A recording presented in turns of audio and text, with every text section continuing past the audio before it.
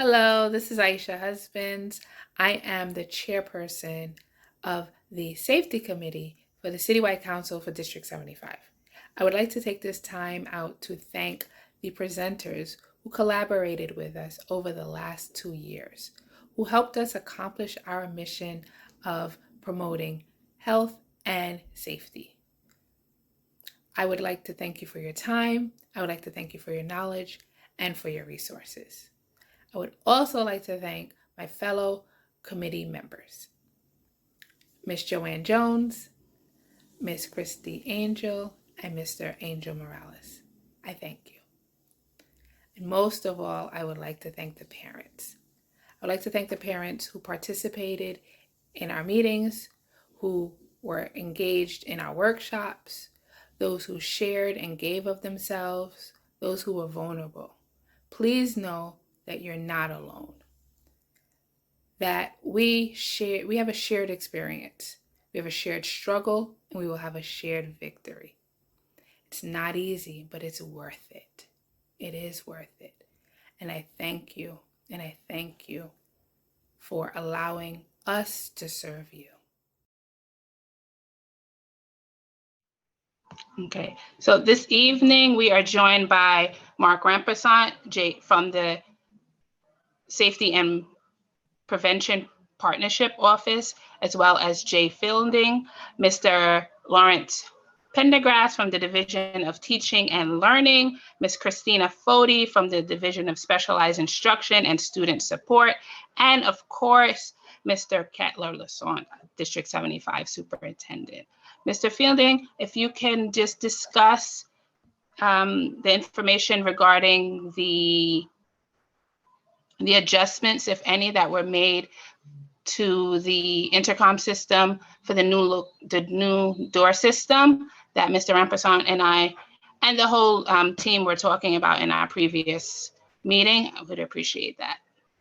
No, absolutely. And I apologize in advance for my soft tone. Mark asked me to join. I am in transit, but we're going to make sure that you have all the info that you need to feel comfortable that all students are supported. And so if we've been following the news, we know that earlier this school year, the chancellor, the mayor, the PEP all voted to provide funding so that we could install in all of our public school buildings door locking systems.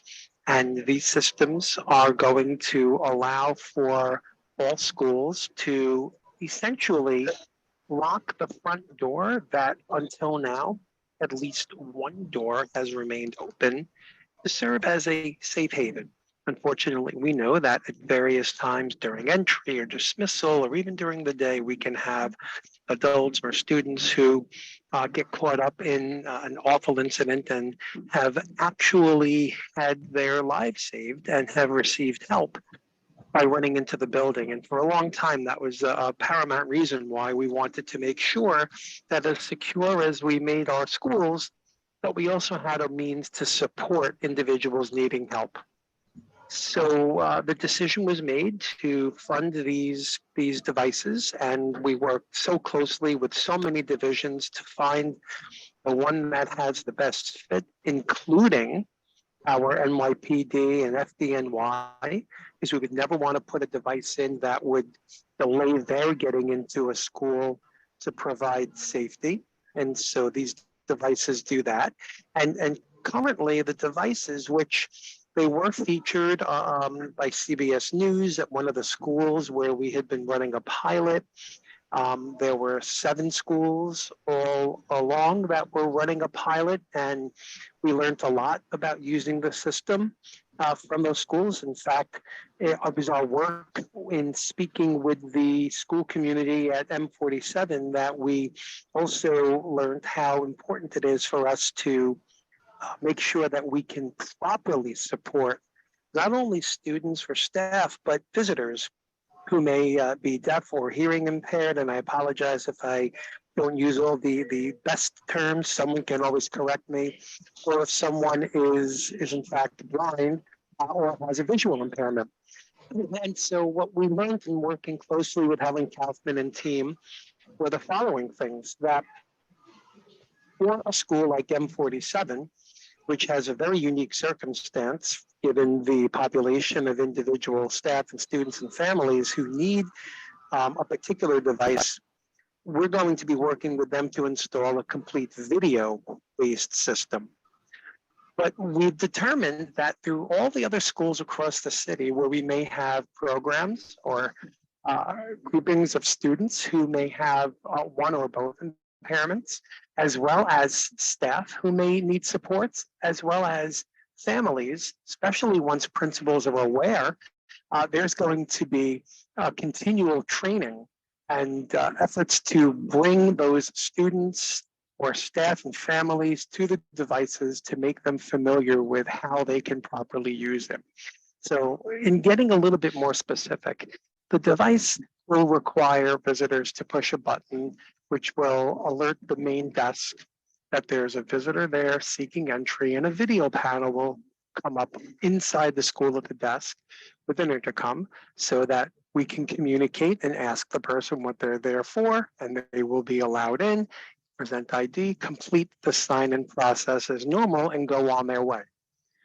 When we have an individual who may not speak English, or who, pardon me, who may be hearing impaired, there are directional signs on what to do so that they can, in fact, locate the button, push the button, and we have been training all school staff, school safety agents, and when systems are installed and introduced to schools, the entire school community will be trained in how to support, following the guidance that we have received and included in our training through Helen's team, how to support individuals who may need assistance if they are deaf or have a hearing impairment.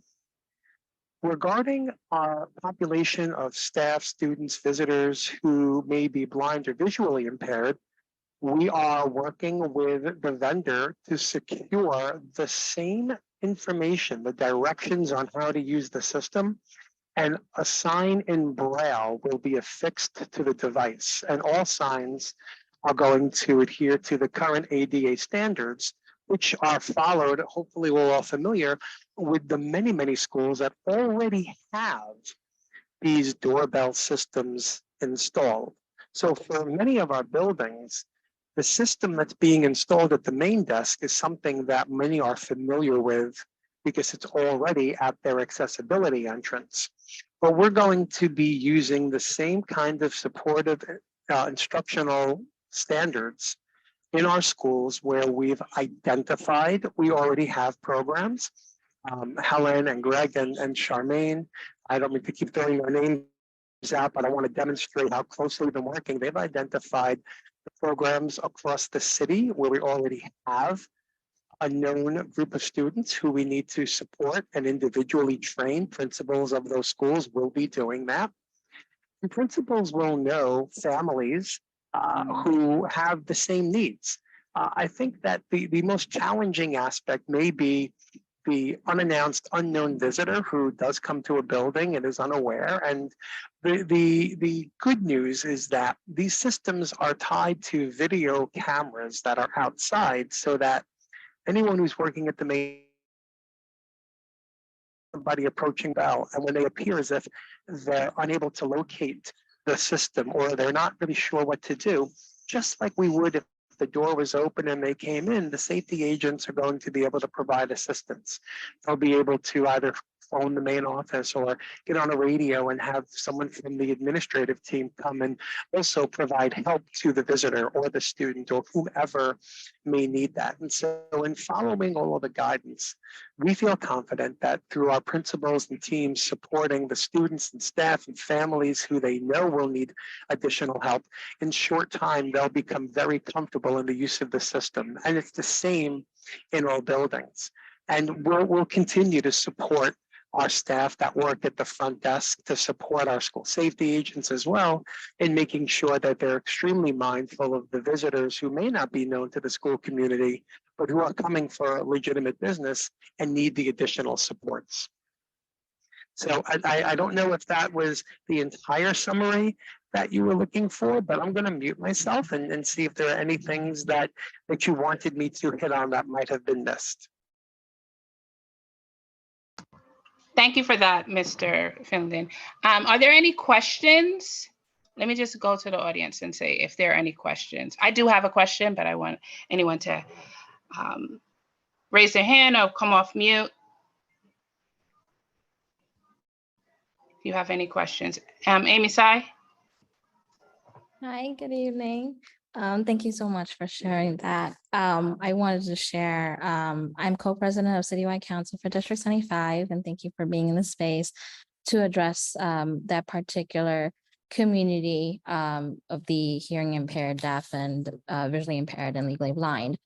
I have myself personally have 3 children who are legally blind, and so that will impact in some way of understanding the access and not just for students, but I think this will support families, members who are caretakers or parents who have a disability themselves and may need, this be accessible to them and to be a universal mindset of like, how do we make sure that it's not just only certain communities are served better, that all communities, no matter what we think their accessibility needs are, that it's just available. I know you just touched on Braille. Curious if there's any signage or anything is just in a larger print. Is that, I'm sorry, I came in late, so I'm not sure. No worries, no worries. And that's a great point and great question, and that allows me to further clarify. So a couple of things to know is that principals, as they are informed that, so we're doing installations in 3 to 4 phases to manage all schools. Phase 1 is underway now, and it's a lengthy process, but one that we know and we're confident will move time frame. Principals are all being made aware. Many of them in phase 1 received an email today, so they're all aware of what needs to be done. They must have their person who will be a trained trainer attend a meeting. And so every school, whether they are within a community that they know has individuals with accommodation needs or not, every principal is receiving the same info, because we want everyone to be mindful that anyone can have to support an individual at any time. So we're not only providing that training where we've identified communities, but I do want to clarify that where we know we have identified communities, we're ensuring that there's additional support, so that everyone's getting the same information.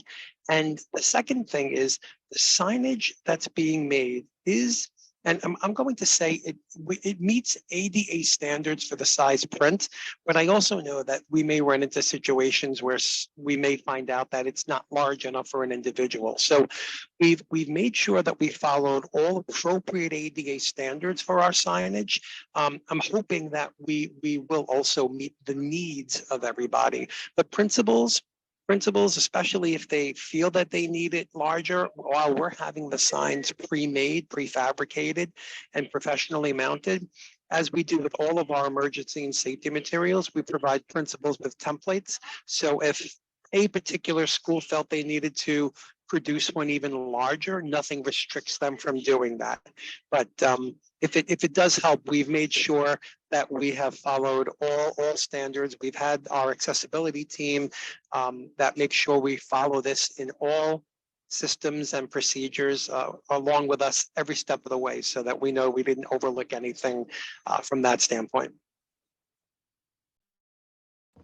Mr. Fielding, could you give a timeline in which this would roll out, and possibly like locations in which? So I'm going to do so in a very general way, and I hope that we could appreciate that, because while I keep saying how confident we are that we're going to do this in an expeditious time frame, we all know that things do come up. But let's stick to what we know has been shared and released more publicly, that the first phase, which honestly includes as the mayor indicated and the chancellor indicated, our elementary schools, our pre-K centers, sites with just one agent. And of course, there are other schools across the city that may have similar vulnerabilities. Those are all involved in what's called phase 1. And phase 1 installations are beginning now and will continue. We'd like to say, hopefully be completed by the 1st of January. Even more so, we'd love to hope that it can be completed sooner, because as the moment it's completed, we get into phase 2, but we're going to be doing a lot of overlapping training. And so I wouldn't want to go a little bit more detailed than that, because it may give false hope or false delay. But I think that if we all continue to focus on what we've shared publicly, phase 1 is starting now. It will be working over the summer. It will continue into the fall. And we're hopeful that phase 1 could be complete on or about the 1st of January, so that we can then move quickly into the next phase. Okay, thank you for that. And did you touch on any of the accommodations for hard of hearing and deaf individuals? Yes, I did. But I do want to also state more specifically, after thorough reviews, the devices at all schools are going to be the same, with the only exception being M47. Actually, right up the block from the District 75 office, we're working with a unique situation there. And as such, they're going to have a complete video system that's video for the visitor and at the main desk that will allow for other features, but at minimum, the same features that all systems have across the city. So that we met with and at the school with their team, with all school leaders, with a number of teachers, and they provided us with some feedback, and the vendor is further accommodating and making adjustments. And when we install their prototype for their assessment, we'll make further adjustments if we need to. Okay, I just want to push back a little bit, because I'm not sure what school that is, but there are deaf and hard of hearing children throughout the district, in all buildings, and not if all, but many buildings throughout the city.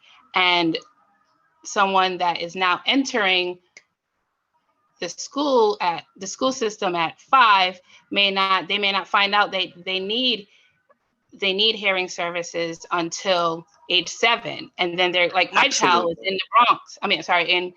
In Manhattan. And then the program dissolved and she went to Brooklyn. And she has, I think, 4 or 3 other students in her class that also receive hearing services.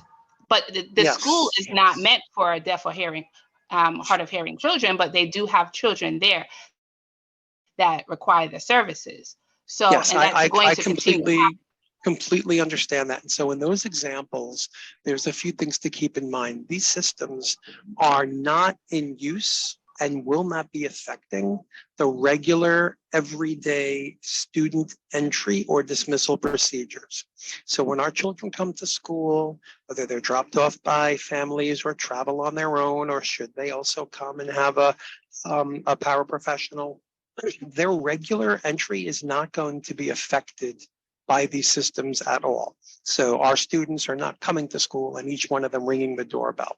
When our regular entry ends, that is when the schools will begin to use the system for visitors and for late arriving students. And so in that case, for the schools in the areas that you just mentioned, those principals will know that they have students who need to be acclimated and trained specifically in the system. All students, staff, and families are going to be trained in how the system operates, because at any moment, any student can find themselves arriving late to school and needing to know how to activate the doorbell, which is extremely simple, but we don't want to assume that everybody can do that.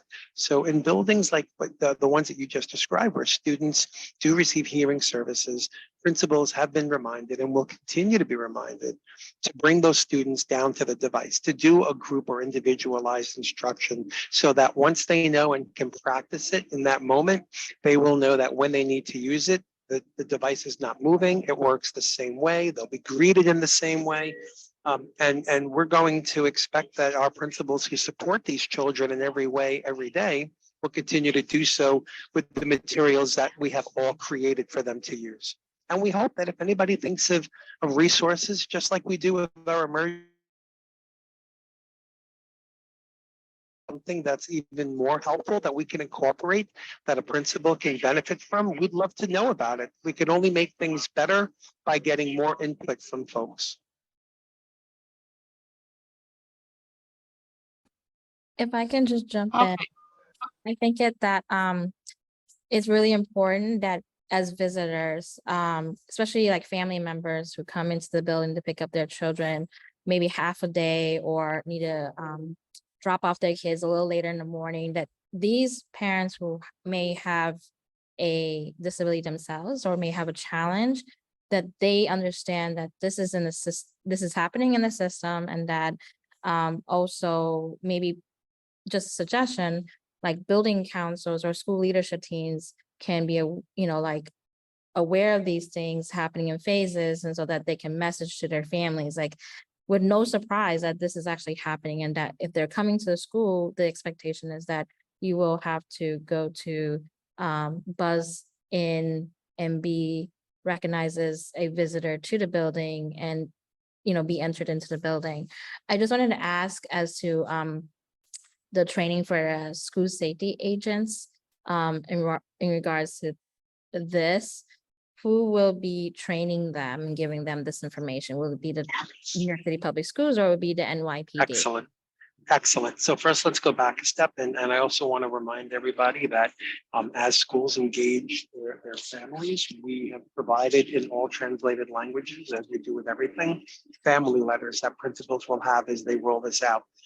So there should be no surprises. And we remind principals to do things that we hope they're already doing, which is use building councils, the school leadership teams, the parent coordinators, use every resource that they have to engage the families.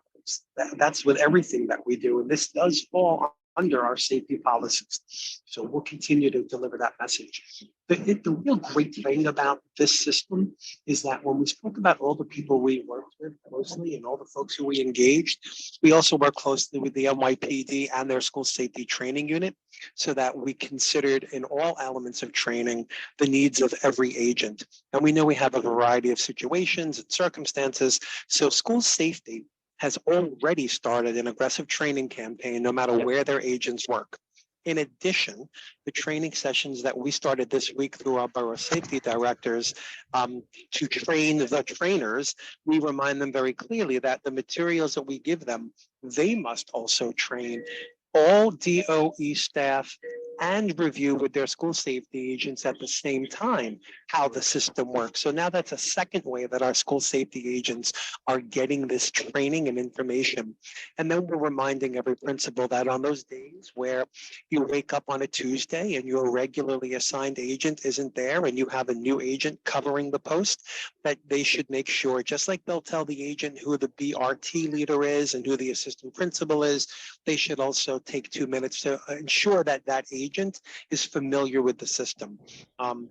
We're going to be incorporating this training with our partners when they have the School Safety Academy. And as with most new initiatives, as it rolls out, we will get to the point in very short time where all of our school safety agents are trained. And then it's going to be a matter of our principals and teams monitoring how effectively they support school communities on an everyday basis.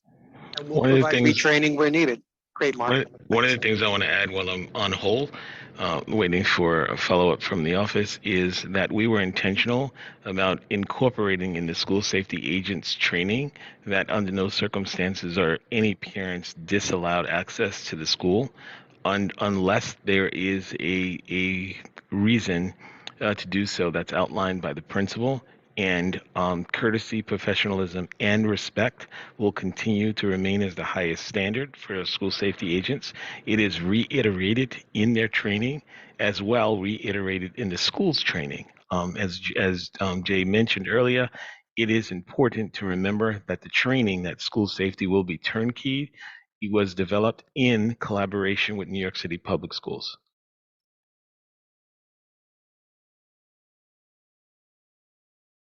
Okay, thank you for that. I just want to note a question or in the chat.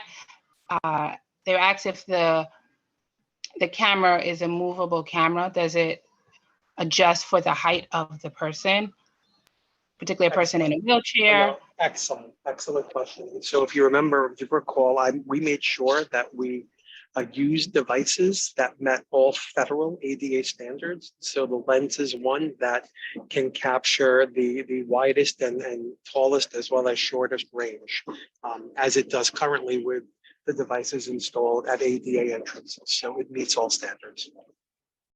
Okay, and just Mr. Representative, while you're here, we have you. If you can just speak to because there's been issues. We live in New York City. It's a very congested area, with very different in different neighborhoods, and there's been some issues with students traveling to and from schools, and there has been some talk about reinstating the Safe Corridors program, or I forgot what it's called, like a peer. Amy and I spoke about it earlier. She can speak to it more. But any programs that would help children when they are traveling to and from schools, particularly in certain high crime neighborhoods. So the program that you're talking about is Safe Passage, Safe Corridor program. One of the things that I want to continue to remind all of us of is the safety and well-being of all of our scholars is our collective responsibilities. And while they're in schools, the Department, New York City Public Schools has the sole responsibility for ensuring their safety.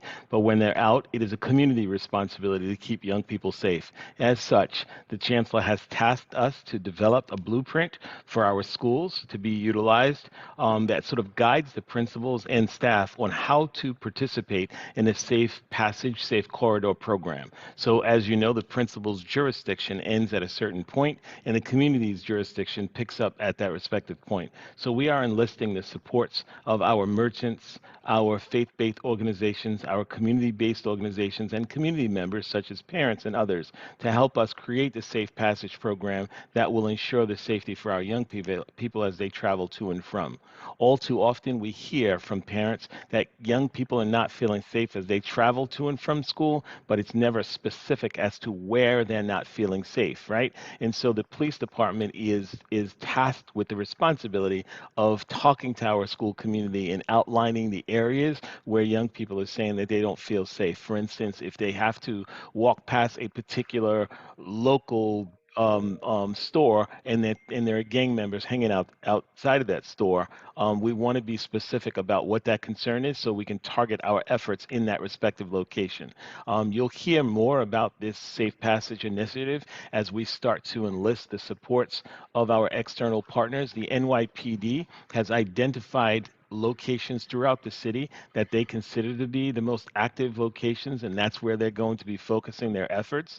The School Safety Division has started a new team called the IRT, and these folks are responsible for responding to those high trafficked and high concerned areas outside or in close proximity to schools. So as we start to develop those relationships, one of the things our schools will be responsible for is providing information to our newest enrolled students on what is the Safe Passage corridor, and when they're traveling to and from school to remain on that traffic corridor, because that's where the resources and supports will be to help help them safely transition to the school for the day and to the transportation hubs. Thank you, Mr. Rampasant. I want to give equal time to Ms. Christina Foti and Mr. Pendergrass, but we do have a question from Dr. Jackie Cody, so you can unmute yourself and just ask your question. Thank you so much. Thank you very much for this opportunity. Good evening, everyone. I'm glad to see you having this conversation. It's very much needed. When you all respond to my question, please advise if the Educate to Delete Hate proposal was received. It was submitted to the mayor in the beginning of June. We are doing a lot of talking, a lot of chasing our tails, a lot of running around, but the same things keep happening over and over again. And so I'm trying to remain very positive and respectful around the fact that our school leadership teams are underused. This is where the community has the power to make sure our school communities are safe. This is where CBOs and community leaders and churches can come in and say, hey, what do you need? How can I help? NYPD and everyone can get together. We are also working on adopting schools, but we need to get it together because I know Director Rampazan, no, I've been sending this to him for 3 years. 3 years now that I've been like, we need to educate to delete hate. When we make sure our school communities are safe, then all our neighborhoods are safe. School communities are safe, everywhere is safe because we have schools, public schools in every community. And there's more. But we partnered with the Deputy Commissioner at NYPD, the Deputy Commissioner on the Department of Health and Mental Hygiene, the Mayor's Office. We all partnered with them, and we want to empower our school leadership teams because our students know what's best for them. Their voices are not being heard and included, and we have to put them on the front line. And I'll close by saying that there are a lot of people walking around with mental health issues and don't know it. So we have to put out PSAs. If the mayor says 65% of the people incarcerated can't read, then we got to get to our babies at 2, 3 years old. But how will we do this when the community doesn't know? The community don't even know to call 988 for a mental health crisis versus 911. I said to Mayor Adams, I said, we need to deal with the mental health crisis with the same fervor we dealt with the COVID. He fully agreed. Now, please, I ask you, stop running around in circles and take the Educate to Delete Hate proposal very seriously. This is where we get our school leadership teams involved. You keep talking about we're going to include that one, external, include that one, have a conversation. You got it. Use your school leadership teams. It's right there. Everybody's there already. The stakeholders are there already to provide the answers. Why are we doing all of this? So hopefully you received it and you'll work with us. I'm speaking with my National Action Network hat on right now. You'll work with us to make sure all our school communities are safe and stop all the talking and chasing our own tails. I appreciate this opportunity. I'm sorry if I sound upset. I want my baby safe. I want all of them safe, and they can be. Thank you. Thank you, Dr. Cody. We appreciate your passion and we understand. At this time, we want to move on. We want to give time to Ms. Christina Foti and Mr. Pendergrass. Thank you, Mr. Rampasant. We did have another question, but we appreciate you being here. We know you have things that you're dealing with at this time. We thank you, and we'll follow up with questions and continue the conversation.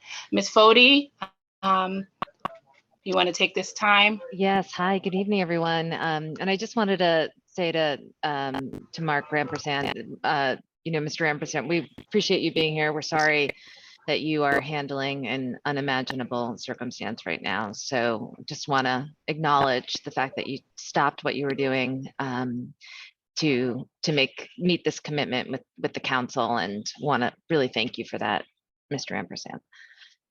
Yes, and Jay as well. So good evening, everyone. So delighted to be with you as always. Before we close the door on this safety conversation, I just wanted to give and launch into this. I wanted to make sure Superintendent Louisant had an opportunity to address some of the concerns that we heard this evening. Superintendent, do you want to wrap up or state anything on the safety front? I know that you all are thinking about this and doing all that you can to support your students. I didn't want to close the conversation before you had an opportunity to speak. Sure. Thank you, Chief Foti. Look, every time we get a chance to engage families around maintaining safety in our school is an important time for us. Pardon me that I am not on camera. I am coming from a meeting with CSA, and I'm in transit myself. Safety is something, as you know, is very important to each and every one of us. I am sure you know, Director of Safety for District 75, Safety and Prevention, is transitioning right now. But we have been connecting our school with all the borough safety directors in their different geographical areas. The district has been engaging as well with their NYPD precinct. Principals are attending meeting every month. I was at 186X this morning, and the CEO was the commanding officer of school safety for the whole Bronx region, was there attending our graduation, and she has a strong collaboration and partnership with Principal Templeman. We are also supporting our school with restorative justice to help staff understand that we need to support students that are exhibiting crisis and maladaptive behaviors. And 10 of our schools have been trained, and now we are targeting an additional 12 schools will be trained because they just received their invitation from OSYD. We continue, as you know, to make safety a priority. We believe that students must be safe at all times. And we continue to support our school, our principal, all of our school staff with training in TCI, PBIS, just to make sure that students know they have an adult that they can speak with, and they have people there in the school that care about them, that in moment of crisis, they can really come and speak, and staff also are trained to welcome them and receive them. And there are many more initiatives we have. We hope that we'll get a chance to share them further with you, but I'm looking at the time as well and want to be respectful of other part of the program, but we here, see if you have questions. Thank you, Christina.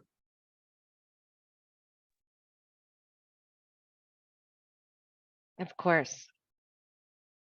Okay, well, thank you, Superintendent. And again, good evening, everyone. Delighted to be with you as always. I wanted to pop into today's meeting, number one, because I really want to honor and recognize the fact that Ms. Tsai has been really putting a spotlight on the safety conversation, and I wanted to be able to elevate and support and lift her message, particularly after having such a difficult spring. So wanted to be here and will continue to support this conversation however I can, and wanted to reassure folks about that as well.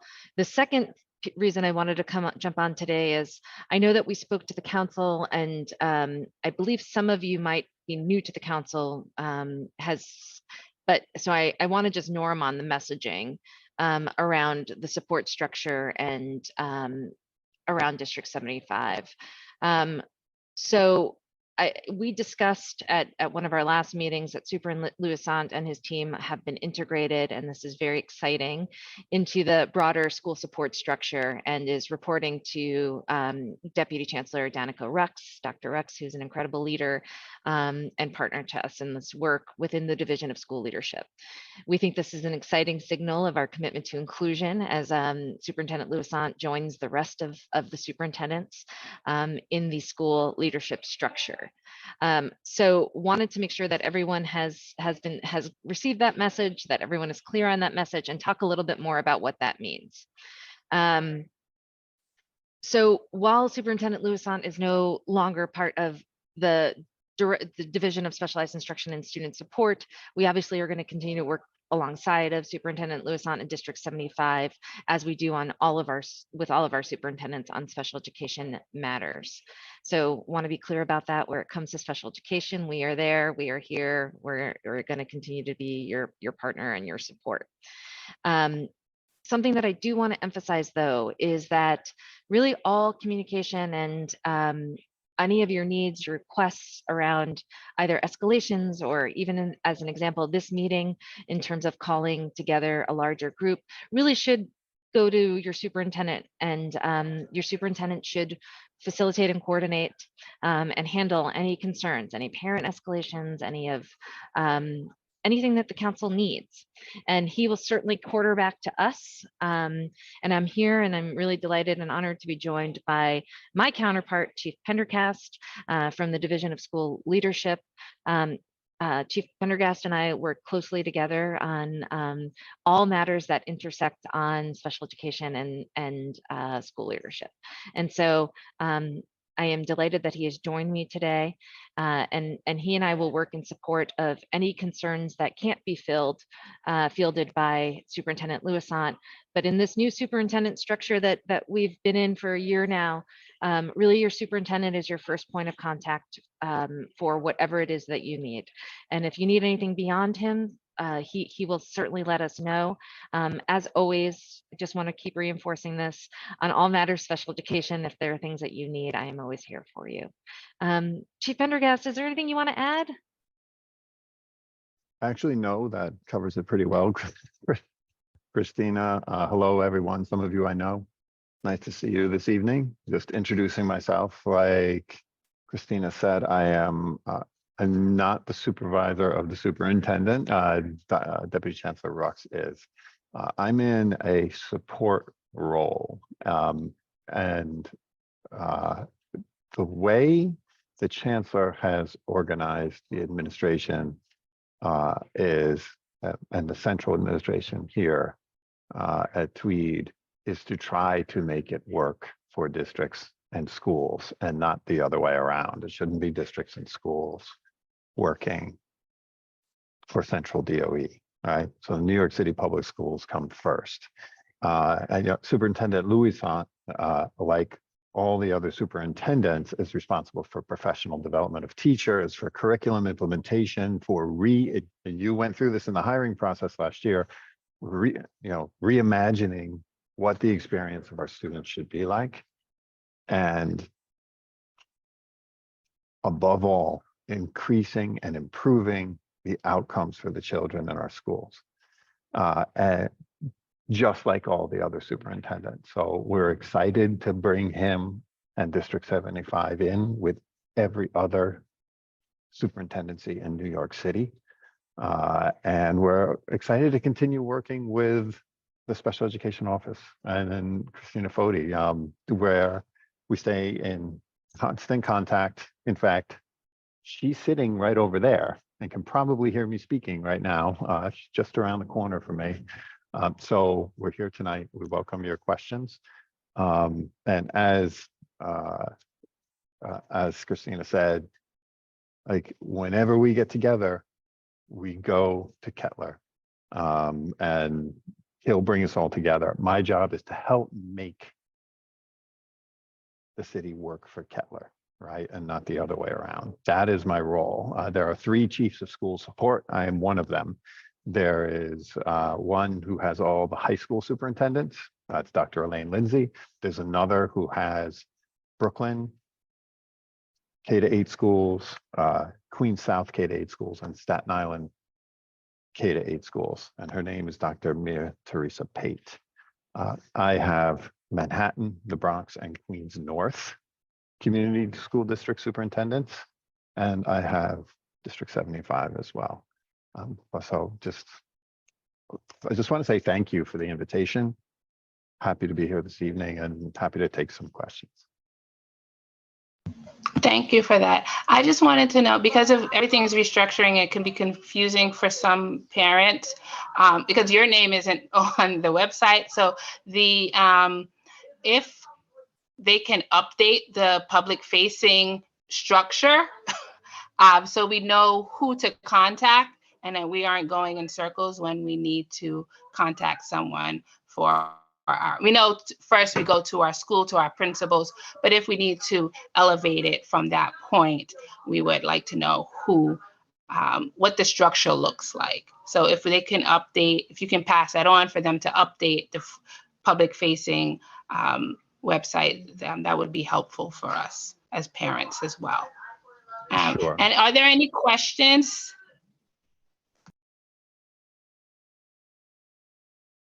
I'm going to check the chat, and if anyone who is, or any questions on the Spanish or Mandarin line? While I check the chat. Amy, do you have any questions while we check? I think, And I just, see that there are principals on as well. Feel free.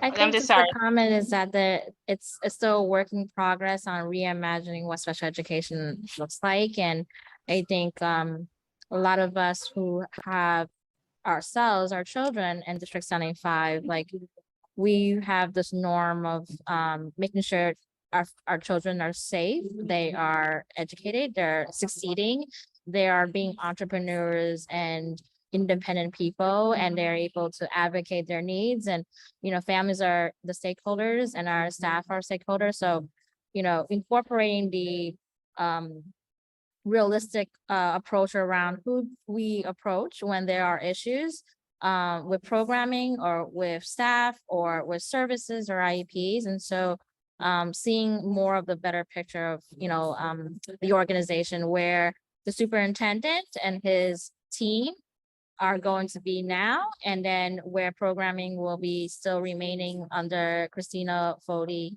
Chief of Special Education. So I just want to say that, and anybody has questions or like to add something, feel free to. Rima Izquierdo, you have your hand up. You may unmute yourself. Hi, good evening. Thank you. Thank you everybody for the space, and thank you for being here. Couple of questions. So my first is an ask, right? So in going into the next school year, can we get support for our District 75 presidents to be included in all of the safety committee meetings for every site that they are a president over? And I wish Mark was still here because we talk about this all the time, but I still don't have a clear response. So we have certain sites that we don't have a standalone DBN for. And I know I've raised this in the special ed, the advisory board as well, is that, so we have, I'll be the example, right? So it's very clear what I'm explaining. So I at 176 have 4 sites. One of our sites is Evander, where we have an inclusion program. Because it's an inclusion program and they spend the day with Gen Ed, we don't have a standalone DBN in that building. But every student that is programmed from my school to inclusion holds our DBN in their NICSA, in enrollment. That's who they are, what's the word? The R word. They're on my roster. There's another R word that I'm not thinking, but one of you knows. And so I have not been allowed or invited to the Evander safety meetings, which I have been trying to figure out for years, honestly, for at least the last 2.5, 3 years. And still nothing. And I think that it's very important when we talk about safety and we talk about cohorts with very specific needs, that somebody that is very aware of these specific needs is included in that space so that we can have that represented in our safety plan. For example, I reviewed one of my safety plans in full, like 99 pages, and there's no protocol for if someone in a wheelchair needs to get out of the building in an evacuation drill, because there's no student that has a wheelchair in that building, and everybody knows that, so nobody programs for it. But what if a parent is in a wheelchair and is at a meeting or at a function, or we have a teacher or a vendor? So like, I just don't, and again, that's something that demographic specific I always consider because of the population that I live and breathe every day.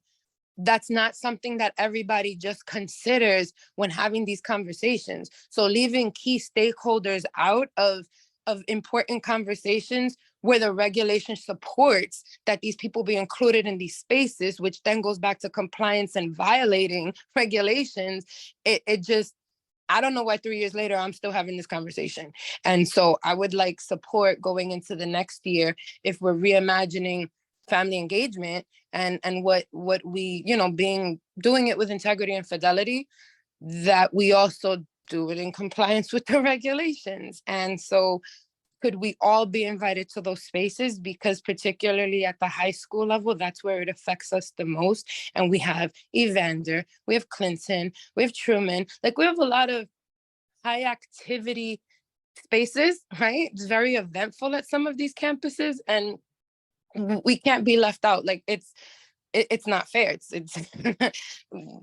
It's not, Rima, and I really thank you, appreciate. Aisha, I hear 'cause what you're I'm getting saying. too mad about this right now. I'm Thank you. sorry. I don't mean to cut you off. I want them to be able to respond and us to be able to get any other questions in. But I hear you. I totally understand what you're saying. Can anyone respond to Mrs. Skirdo? And then if we have any other questions. Yeah, I'm for gonna sure. step in second. I'm sorry. I know that all the Christina and everyone, they're actually here to attend the art. So they have a hard stop at 6. So we just want to make sure that if we can just add final words from the team before you leave. I appreciate you being here. Okay, but I do want someone to respond to her, please. Thank you. Yeah, sure. I was just leaving the space for Kettler to jump in here if he had anything he wanted to add. But Rima, I've heard you and I have touched base on this before, and I'll follow up. And then when you say the high schools, right, and this is one of the advantages of the transition, Dr. Lindsay literally sits next to me. We'll reach out to her and we'll get to the nitty gritty. I'll speak to Mark, and then we'll get back to Kettler. Thank you, Larry. Connect with you. And I know you will follow up with Elaine for a response to Rima's question, because otherwise she will be asking me. So as you all know, it is always a pleasure to share space with you.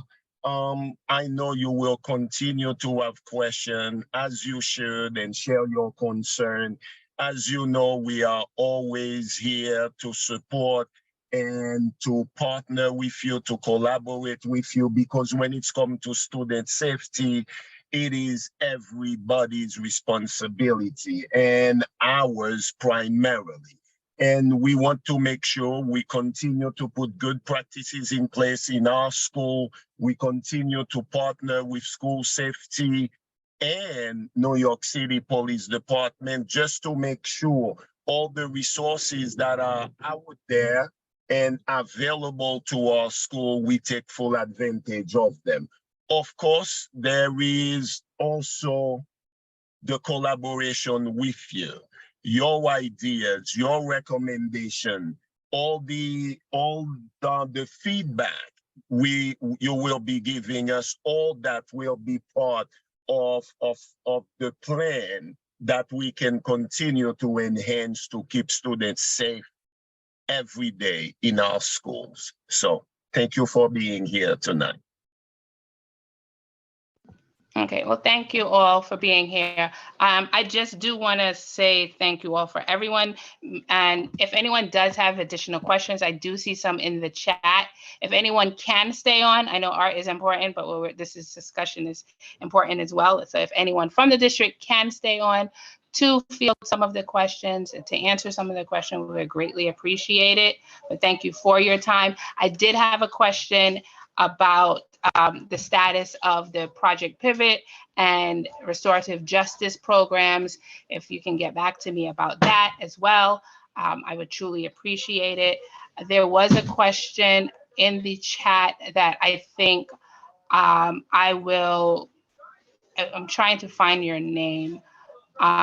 If you can email me, and Miss Rivera, Lourdes Rivera, and I will give you information about that. And I'm gonna put my email in the chat for you. And if Amy, if you have anything else to say, take this time to do so. Yes, we also have Giselle from a former council on D75, and we know a lot of people still have a lot of questions, but we want to appreciate her and being in this space. We will be scheduling again to answer some of these questions and have the team maybe come back before the school start, because I know a lot of us are anxious of what the summer looked like and going into a new school year. So thank you so much, Christina, Larry, Mark, and Rebecca, and Kim in this space, and just appreciate it. And just to give next week's committee on outreach, they will be hosting the Office of People Transportation to present for Chapter 683 as well as the upcoming school year. So it will be on Tuesday, the 27th at 5 o'clock. Please join us as well. So thank you so much, and good evening to everyone.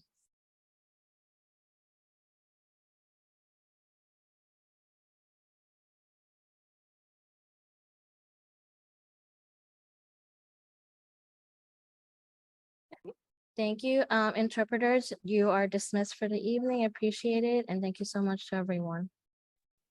Have a good night.